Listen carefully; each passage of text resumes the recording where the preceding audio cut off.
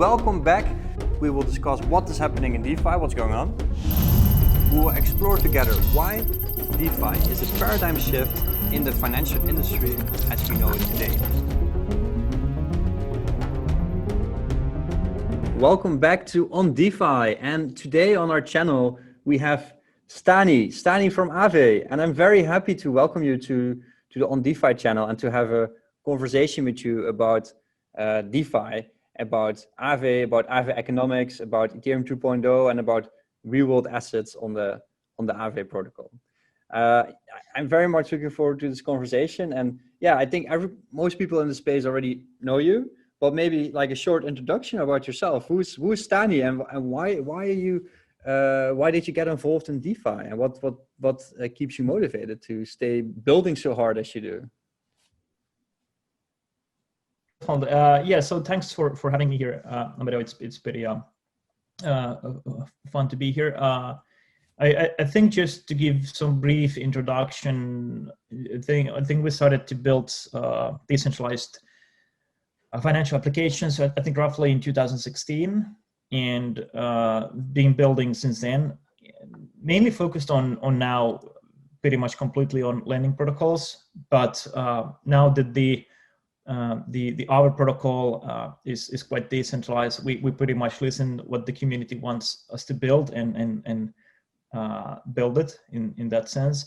But yeah, I think what got me here in the first place was probably the background that I had. So in my previous work, so I used to develop Web 2 applications, well, financial applications. And I was involved in the legal industry and trying to kind of like figure out new tools and solutions for decreasing disputes in the legal industry and found smart contracts and pretty much kind of like understood that this is something that could be applied into financial, let's say, like improve the Web 2 financial applications. And then we started to build the very first on-chain lending protocol, which is ETHLend, short for Ethereum lending. We did that for a couple of years. And beginning of this year, we released kind of improved version of ETHLend, which is the Aave protocol. And I think what keeps me motivated, I think it's the innovation that we bring, and mainly the ability that I can actually be part of developing a product that I use myself, and also kind of like I believe in this idea that in future most of the value, or not even most, but big amount of big quantity of value will be on chain, represented one way or another. So kind of like you pretty much don't need to dispose on the value that you have, and products like Aave as a over collateralized way of getting liquidity by using value as a collateral is a way where you don't need to dispose what you own, but you can get liquidity for what you need. And I think I'm starting to realize it more and more how important it is, and that keeps me motivated in the sense that I understand that what kind of benefits it could bring in the future in terms of when we start to tokenize a lot of value from the real world into this kind of like cryptographic representation. That's amazing. That's amazing. And Aave, you guys have been building for a very long time, and I really like the rebrand to the Aave and the little ghost gimmick. It's from your Finnish for ghost, as far as I understood, right? Yeah, it is. It's kind of like derives. We try to think about how we could rebrand. I mean, the rebranding was pretty much done by our team. So and basically with the community inputs, and we were looking quite a lot in finance and traditional finance, even FinTech, and we noticed that many of the branding or brands are very conservative, and it boils down to the history of finance itself, because you want to show that you're very conservative of what you're doing. You want to brand yourself as conservative, and provide this kind of like a safety and stability, optics for the for the customers. And what we understood is that we kind of don't need that, because the idea of decentralized finance is that you don't need to paint any kind of picture, because you're never taking trust. You're basically building infrastructure where people can interact with each other without actually giving that without the need of trust. And this trustless, permissionless environment removes the necessity of creating any kind of illusions, which traditional finance has been doing in a kind of like, I'm not saying that the traditional finance is bad or anything like that, but I'm saying that we can actually brand ourselves very freely compared to how traditional finance is restricted. And I can't blame them either. I mean, because finance is a difficult space. Yeah. And basically want to ensure that your clients trust you with their funds. So it's just probably what they are in the state currently. Yeah, and basically Aave is a protocol, and it makes it also much more fun for me as a investor, as a developer, or as a user. It's just much more fun to use. Like if I go to some of the banking infrastructure and I want to do some of these cool things that we can do with Aave, that would be impossible. And as people know that are watching, I also gave the DeFi 201 course where we use Aave for our flash loan playground. I will link to that in the description below. And there you can interact with the Aave API and also can interact with flash loans. And we created a fake arbitrage on testnet where people can, test out what a flash loan is. But I think flash loan is just a very small part of what the Aave protocol wants to achieve. You create the possibility for people to have their idle assets or the assets that they might normally not use. Like in 2017, when we had this bull market, there was a lot of people having a lot of assets in cold storage and basically nothing happened with it. Now, because of Aave, as an investor or as a fund, I can use these assets and put them to work. And what other, because you said something about real world assets, we will go into that in a bit, but what other cool features people can do on the Aave protocol today with lending and borrowing? Yeah, I guess in larger kind of like a picture, the Aave protocol is about pretty much unlocking liquidity, and in the future we'll be also practically reorganizing liquidity as well. So what our goal is, well, what now we basically do is that we allow anyone to come with assets, deposit them, and earn interest. So practically, putting the assets from a passive state into an active state. That's pretty cool. But also what we allow to do there is once you deposit your assets, you can actually borrow against your assets any liquidity that's on Aave. And it practically allows you to be on a long position on your wealth, whatever the composition of your wealth is, and at the same time have working capital to finance whatever needs you have. So it's actually very, very interesting. And people might see now this is kind of like a use case of a situation where you actually have like actual wealth. Let's say if you have Ethereum, you have, let's say, Aave or Link or any other token that is basically in the Ethereum ecosystem that is on Aave. But in the longer term, I think on chain we will have actual different kinds of wealth. It might be wealth related to protocol assets that we have now, or it might be more communities subjective, or even practically more subjective in the sense that it might be wealth to you but not to everyone else in the ecosystem, and kind of like making that available and not disposing it. It's very valuable. So practically what you can do is you can borrow liquidity, and also we noticed that maybe roughly 75% are depositing to earn funds. They are not borrowing. So what you can also do is that you can delegate that liquidity borrowing to someone else and earn more value. So that is the kind of like a thing on what we're working now, especially that we're moving towards the version 2 of Aave to support it natively, this kind of like a credit delegation functionality that we have. But also we have flash loans. So the liquidity that is practically there in the protocol and not used with flash loans, as you actually demonstrated in your tutorial, is that you can borrow that liquidity without a collateral, use the liquidity in the DeFi ecosystem, whatever the use case might be. You could buy an asset with the borrowed funds and sell the asset in another trading venue, and then return your loan borrowings. And the interesting part about flash loans is that everything has to be done in one Ethereum transaction, so in one block. And that's the beauty of it, because one Ethereum transaction can have this multiple nested transactions. So even though if it happens in one block, which is produced roughly every 13 seconds, there is quite a lot of use cases that you can do and change the financial status in Ethereum.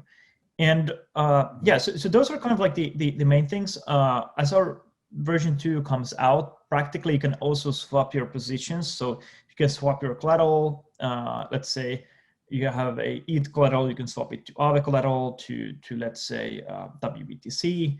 You can also swap your debt. So you can change, let's say if you borrowed USDC, but it happens to be that DAI or TrueUSD is on a lower rate, you can actually swap your debt position without returning your loan.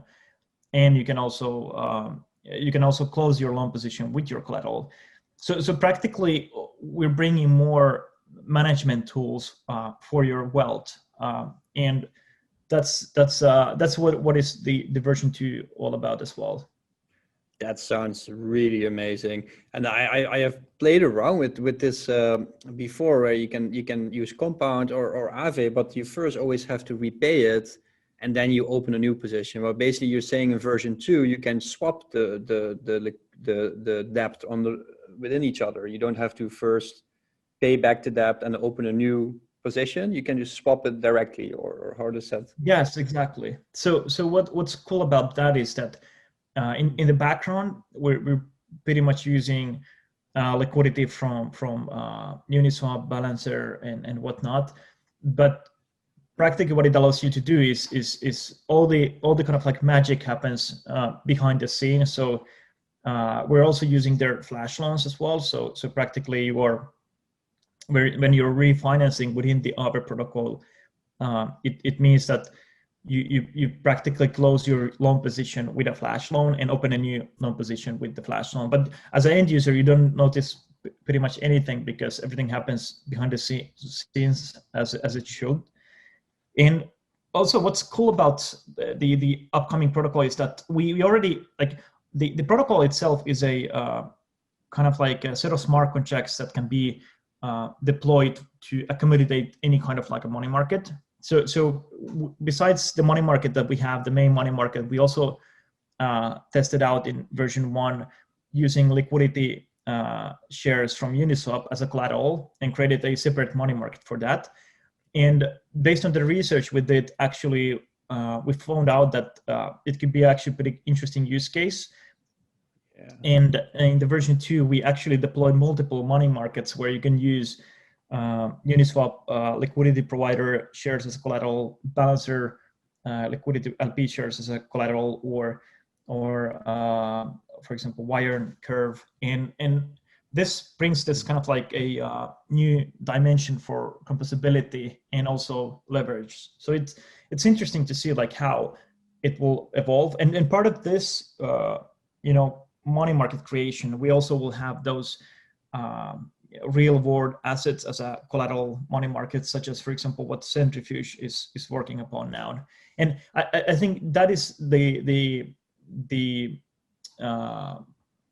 perspective where we are bringing more wealth from the real world and you know the value representation, and things become way more interesting in that stage.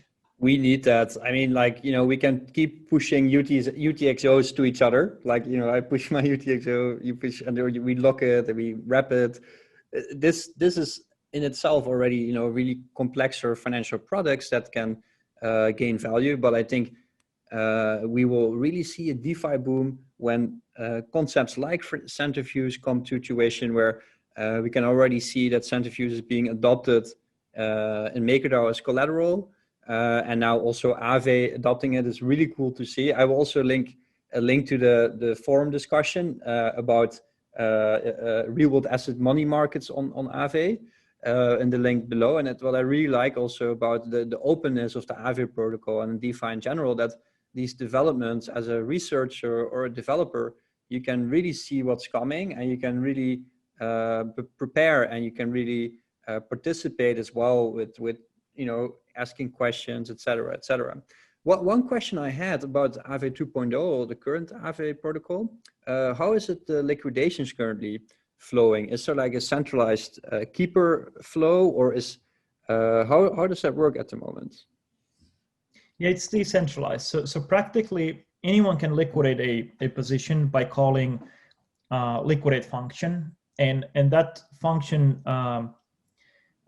is successful when the position is underwater. So basically, there's mathematical formula that determines based on the Aave risk framework parameters that are actually programmed in the smart contracts and can be changed by the governance. That basically allows anyone to liquidate the position. So let's say currently I haven't recently calculated how many liquidators there are, but it's quite strong liquidation network that we have. So for us it was quite interesting because we launched in January, and then the Black Thursday came a couple of months later, and it was the strongest protocol in terms of when this kind of like real life stress testing happened. And many of those like reasons for that is that the risk parameters are quite conservative, even though like we have very diverse set of assets that we accept as a collateral. But end of the day, it's actually more about how you manage the risk and what kind of parameters you set there. And I think we have been doing pretty good work on that side. And what I would love to see in the future more is that there is more decentralized, more decentralized kind of like risk management, in the sense that there could be multiple teams proposing the parameters based on their modeling, their risk modeling, and calculations and stress testing. And I think it will happen. Our goal is kind of like to speed it up a bit, in the sense that we help those kind of entities to evolve in the DeFi space. That is amazing. So the problem with Maker, I was also, I had a long sleepless night that Thursday. I think you as well. It was a crazy day. And the keeper bots in Maker kind of like, they were really complex to set up. And with Aave, then that is much more easier. That's why you probably have a higher adoption rate for that. And is there any guides that you can send me the link later? I can put it in the description below to like how to set up a liquidation bot or something of that order? Is definitely. And we already had, like, during the beginning of the year, actually a front end for liquidation. So many of the bots in DeFi got stuck because of the high unexpected gas costs. And in our case, also you could liquidate in the front end as well, just as a normal user. And this was actually what people did at the same time. So that definitely improved the solvency of the protocol. And I also think these are just tools, in the sense that I think more can be done. And I would really hope that kind of we see more activity in terms of this kind of like proposals not just in Aave governance, but in general, I would like to see more risk-related initiatives, projects, and startup trying to solve the risk aspect of DeFi, because that's, at the end of the day, it's all about collateral management and risk. So the more better we are doing at that job as a community, the more safer DeFi is, and easier the adoption will be as well. Yeah, and that in itself can also generate a nice yield, right? So if you pool together some funds and have like a set more like a keeper bot, or I don't know what is the name for a liquidation bot in Aave, that then pools together funds and liquidates the people, or liquidates at the points that is needed, and then the protocol hardens. It's DeFi is basic. I think DeFi is an anti-fragile system. Would you agree with that statement? I think so. I think so. What I love about DeFi is the transparency, because we can quantify. We see everything what's happening in today's finance. We don't see much, right? So everything is behind the curtains. Different counterparties might see something between them. Regulators might see whatever they audit, and to the extent how information is presented to them. In decentralized finance, everything's practically in open eyes, and everything is reviewed from the same in the same way. The information is presented in one particular way that the blockchain is structured, and it's practically on us as a DeFi community to build more tools to process that data and make it available in a way that allows us to do new findings. And once we start to actually do those initiatives, and we can provide information to the public that is actually very beneficial, especially in terms of risk and different collateralization levels and many other things. I think this is the point where we start to see actually how we can actually avoid a lot of risk-based incidents, and I think that is the direction we should take, and probably will. And I just hope it happens in a more faster way. Like we have in Aave, we have a grants program where we try to get developers to build different things, but it could be also educational content. So really hope if someone is thinking something related to risk, to practically apply for a grant as well, because I think the space very much needs that in terms of scaling.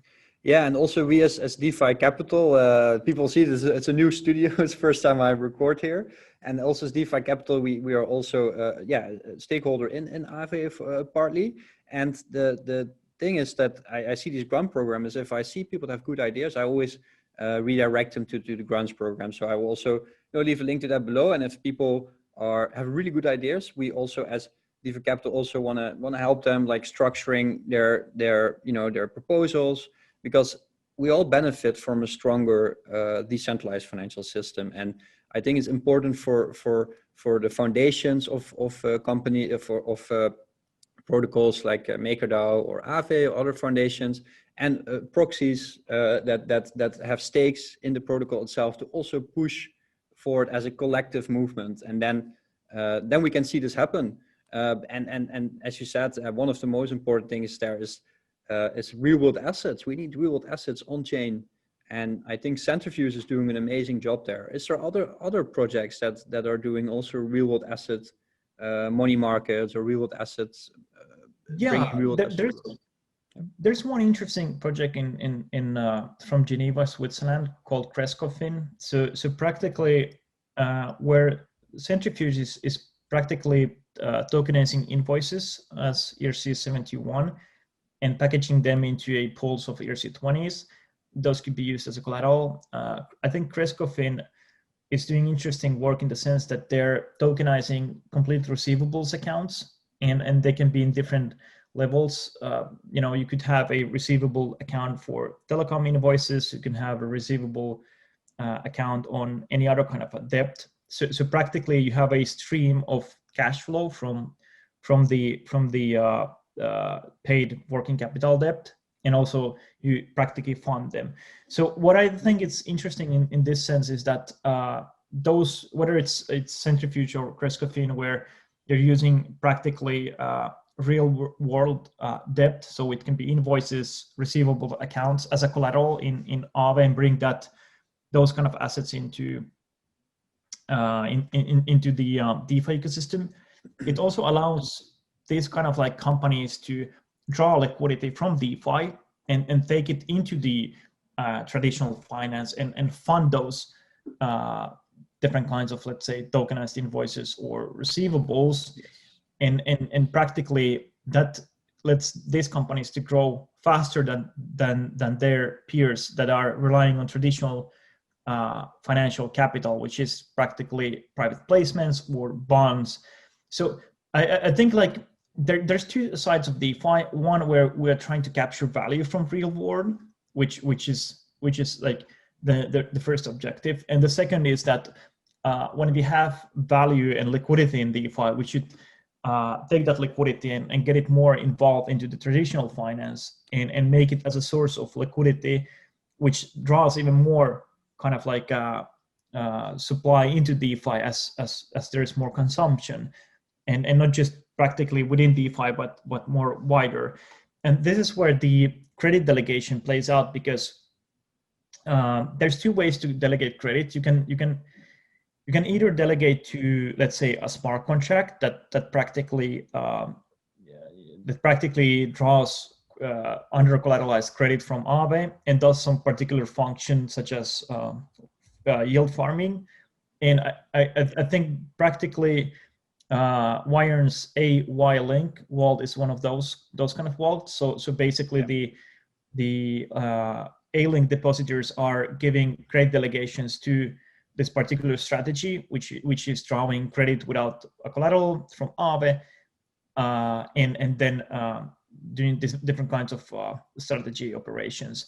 And the other thing is basically where you have an entity that's off chain, in the sense that first credit delegation on Aave was done with Diversify. So practically they borrow without collateral to allow market makers to market make in their protocol. I think it was WBTC, but I could imagine that in the future the governance could decide, let's say, to create a vault on Aave, which is based on credit delegations, and the borrower of that vault could be some sort of traditional financial institution that might be involved in lending activities and just draw credit from Aave and then further borrowing it out in the traditional finance, for example, might be lenders. So I could imagine something like Funding Circle or whatnot, basically being one of the users.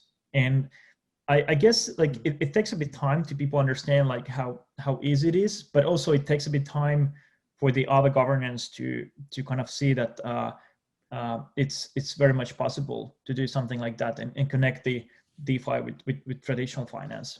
I would even say it takes less time, because like, I mean, as a you know, let's say I'm a company and I want to do invoice financing. I don't know where to start, right? So I would then search, is that possible? You need to contact the company. There's all these processes. It's more bureaucratic. And I think in DeFi, if we like how Aave always does it with amazing UI and everything, then actually it will become easier. And I think a lot of more smaller businesses, a part DeFi is like about, of course, about hyper financial inclusion. But I think at first, before we can do really the hyper financial inclusion, it's also about hyper capital efficiency. Like as a company, I want to have my capital always working. And I think there is also a big market that still is underexplored, I think. Yeah, and I think even in terms of like inclusion, I think even though we have this like collateralized borrowing system, like inclusion is also kind of like by default built into DeFi. If you think about it, for example, it's mainly because of the permissionless nature. So when you deposit into Aave, let's say 100 USDC, you get in return 100 AUSDC. And that AUSDC grows in your wallet balance algorithmically which practically means that to actually get this kind of like a USD nominated global savings account, you either deposit to Aave or buy those AUSD or so-called A tokens. So practically by holding A token, you hold a stablecoin A token, you hold a global permissionless savings account. And that is pretty cool, especially if you are from a country where the inflation is very high, or there is lack of kind of like funding or yielding opportunities in the traditional banking system of your country. So this permissionless nature, and also like especially the way Aave develop the A tokens that they grow in your balance, it's practically permissionless interest rate at the same time. So you could actually send those A tokens to someone else, and the balance still keeps increasing on that other person's address. So it's actually very interesting even as a payment currency, because we in traditional finance are used to pay with currencies that are decreasing in their value appreciation.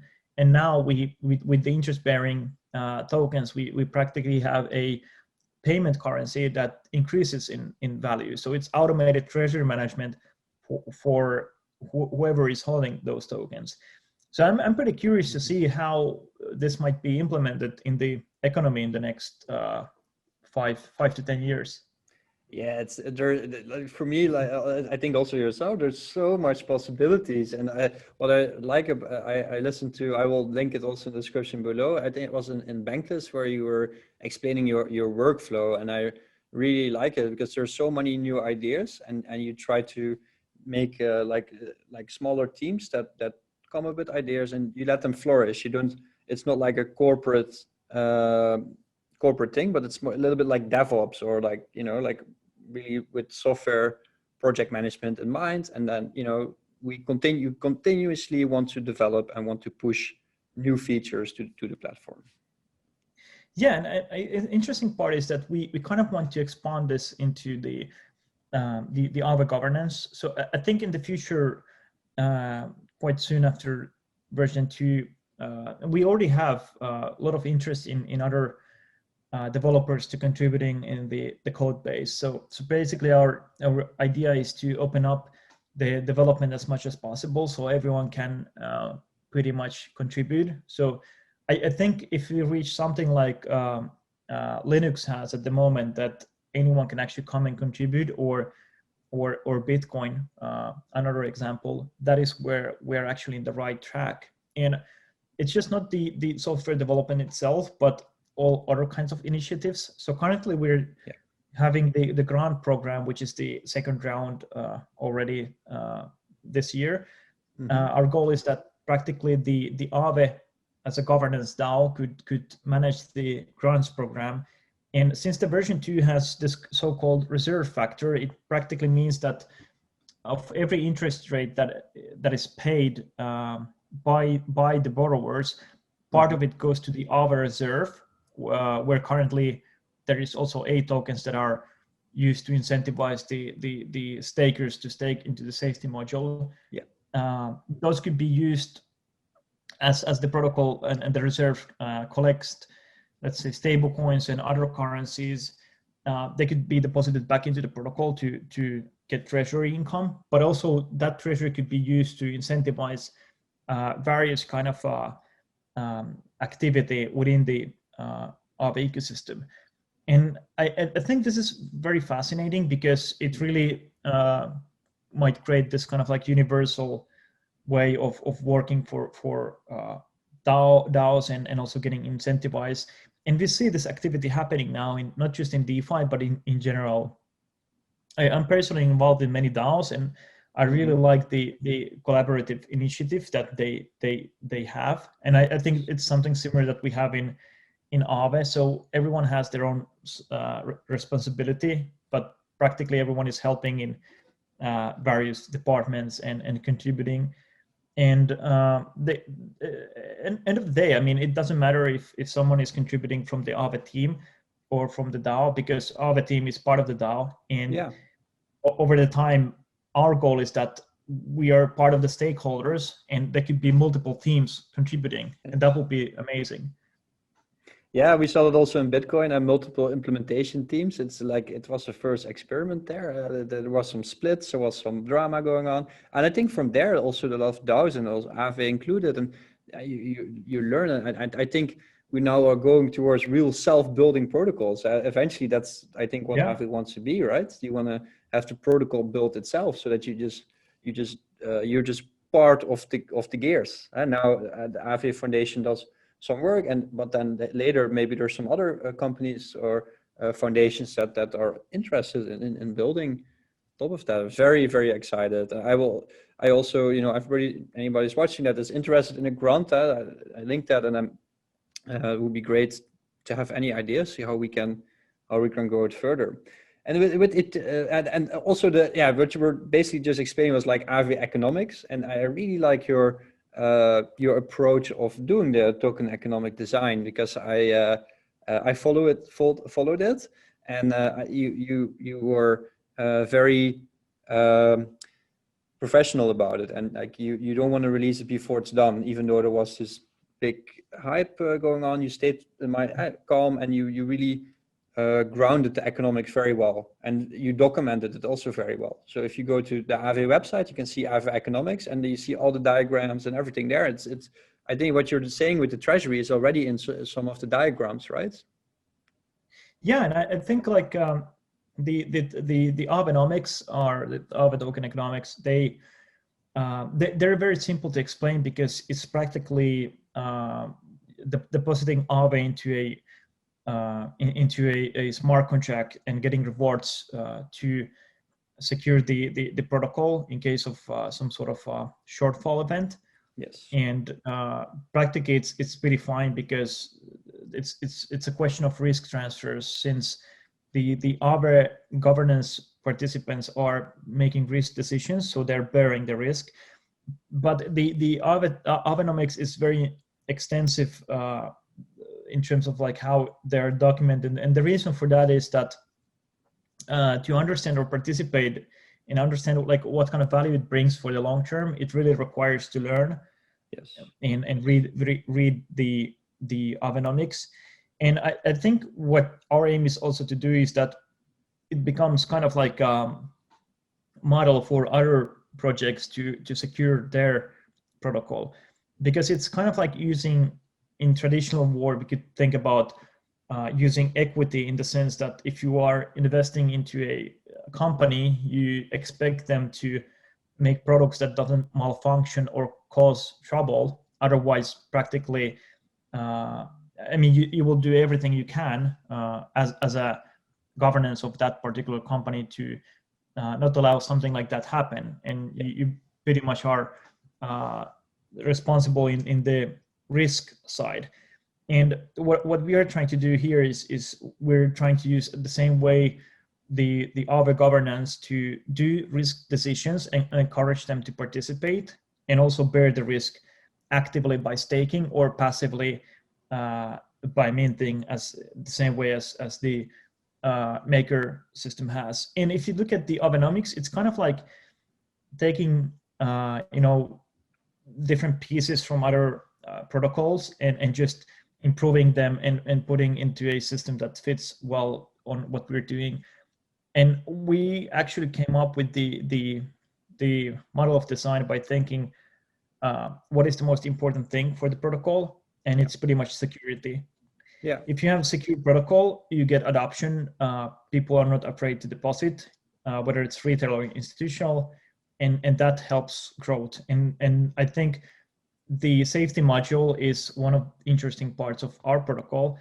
And I could imagine that if there is some new projects such as Aave and their smart contract, maybe the Aave governance could vote even at some point whether they want to insure those smart contracts against fee collection. So there's a lot of opportunities that could be actually done with the safety module, because in essence, it's kind of like an insurance. That's amazing. That people are basically ensuring everything else on the platform, and as a stakeholder, yeah, I do stake, because like I think it's, I can go to all the code, I can see what's going on. If I see something I'm not agreeing with, I can always unstake, go into the cooldown and unstake there a little bit. So you were explaining to me before about the swapping of collateral with flash loans and all that, and the upcoming Aave 2.0.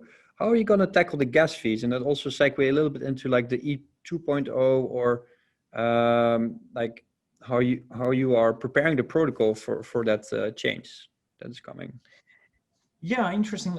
For version 1 to version 2 Aave, we probably made, like in terms of gas savings, we saved roughly 60%, 65% of the gas that we have in the protocol, just by changing the way we design the code and just changing the implementations in a more simple way.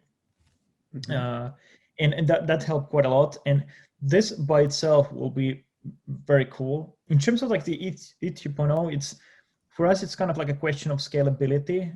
And I think it really takes time for the 2.0 to be in the state that it's actually scalable. But I guess like now the kind of like beginning already started with the staking, with the beacon chain. And I think for us, it's very good news. I mean, we build on Ethereum. We always think that our headquarters is in Ethereum.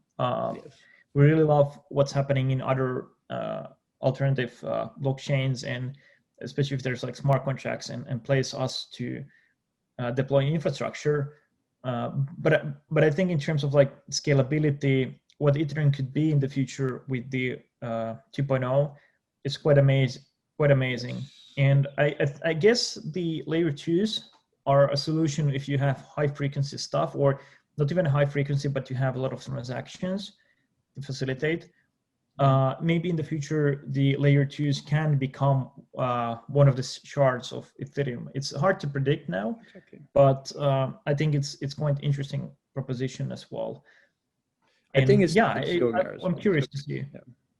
I also think it will go in that direction, and eventually I think Aave will then, because it's a crucial part in the DeFi, decentralized financial stack, right, in the different applications. So I think it will get its own shard or shards in a new network, and how that will exactly look, it's too early to tell. And also in Aave 2.0, and because if there's a swap, you say I use Balancer or Uniswap, is it maybe also possible to use other solutions? What we see, for example, in Loopring, where they use rollups to basically put the people in their own kind of in a network, but that's not the direction Aave is going, right? Aave is really doing everything on the main chain, and will stay that even also with 2.0. Yeah, we're researching like layer 2s and thinking like how we could deploy an infrastructure. That is something that we're coming up quite soon. One thing that's interesting about the 2.0 staking is it kind of has to be very competitive compared to DeFi, because the underlying network capitalization might be lower than whatever is built on top of the network, which practically means that the stakes are even higher to break the network, to subtract the value of whatever is built on top. And it's interesting to see how this will play out in terms of incentives. And especially like the dynamics between the 2.0 staking incentives and the dynamics of DeFi yields. And I'm really curious to see how it will play out, because now you practically have more fluid security, in the sense, which is good and bad, in the sense that instead of running hardware, you practically need a certain amount of capitalization to break something. And it's also kind of like game theory. But I guess, breaking the system completely is very difficult, because then you might lose whatever you're betting against. So it's just, I'm fascinated to understand maybe more about the actual incentives, how, let's say, DeFi incentives in terms of Ethereum and staking incentive, what kind of dynamics they will have in the future. That will be quite interesting research. the space is moving so fast, because yesterday there was already like an episode, one of the developers from that, and the net validated issuance rate is a little bit high it's around 7%. So I think it's a bit high, but it's good in the beginning, I guess. So let's see how that evolves. Yeah, and there is a lot of parameters there that need to be checked very, very carefully. But I feel confident that will be done correctly, because there's already a lot of work gone into that. And it has to see, like, if you can get 7% or 6% on your ETH holdings, maybe a lot of stable coins will flow back into ETH, or a lot of other assets will flow back into ETH, or and what will that do to the Ethereum that is staked now to generate assets? I think Aave will also support staked ETH as a collateral, and in the future when that's possible. Yeah, I mean, that's the kind of like a thing. And I mean, you can tokenize pretty much anything and create a even like a trust network or without, depending on the situation. But I am curious to see like how stake ETH will be used in Aave, and probably when it becomes more reality, we probably will see a complete money market on there. So I think in terms of money market, there's like a lot of interesting opportunities that can be built in different collateral compositions in general. I could actually imagine there could be 5 different staking ETH kind of like a projects in, with the tokenized staked ETH, and they could be in one money market, or it might be combination of something else. So there's definitely like a lot of options. Yes, there's endless possibilities in with Aave and Aave 2.0. When is the release day for Aave 2.0? Is there any timeline for that, or it's too early to say that?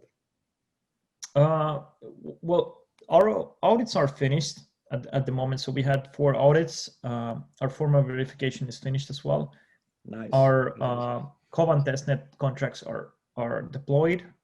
So that's the next thing is practically release for the Kovan for the public, and then a few weeks after that, we'll have the mainnet release. So everything's coming quite soon. Wow, super excited, man. Yeah, Stani, once again, like, thank you so much for all these amazing insights and amazing explanations. And like, I am looking very much forward to Aave 2.0, and I will link the Kovan test network links also below. And is there any other information that you want to share with us, or any other? If people want to find you, reach out to you, what is the best place they can do so? Yeah, definitely. I mean, I personally, I recommend to follow Aave handle in Twitter, or go to aave.com/discord for Discord, and I'm personally very reachable in our Telegram, Discord, and Twitter. So if you have something in mind, or you're looking to do something with Aave, maybe integrate it or use it somehow, feel free to reach out. This is what I love about DeFi, that everyone is here, no matter like what kind of project you are involved in, or whether you are an end user or just a community member. Everyone is very reachable, and that's pretty much it. Amazing, man. Like, it's I'm looking very much forward to Aave 2.0, and I think the credit delegation will be a shift in the financial world as we know it. And I'm building a lot, and I hope to build together with you, Stani, and with all the other builders and developers and thinkers and investors in the space to press the space forward. And I thank you once again to come here to educate us about Aave 2.0 and all the cool things that you guys are building. And you're doing a very good job with the whole Aave team. And thanks once again. And I will hope to see you also on the next interview. Let's keep in touch when Aave 2.0 is out.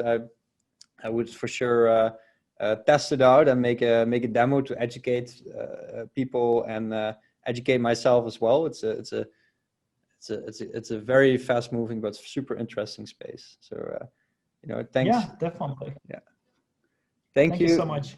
Very much, and I see you on the next interview. Thanks, man.